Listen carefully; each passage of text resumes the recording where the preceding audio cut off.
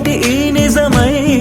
నా చేతిని వేడని నీ తనువై నా గొంతుని వేరని పేరు నువ్వై తడి పెదవుల తళుకవనా నవ్వు నవనా ఎంత మధురం పూలనే కొనుకేయమంట తను వచ్చేనంట తను వచ్చేనంట హే అయ్యంటే మరి నన్ను అర్థము తెలుసు నిన్న మొన్న అరే అయ్యంటే ఇక తానను శబ్దము ఎద చెబుతుంటే విన్నా అయ్యో నాకెదురై ఐరావతమే నేలకి పంపిన తెలికలువై తను విచ్చెనంట తను వచ్చేనంట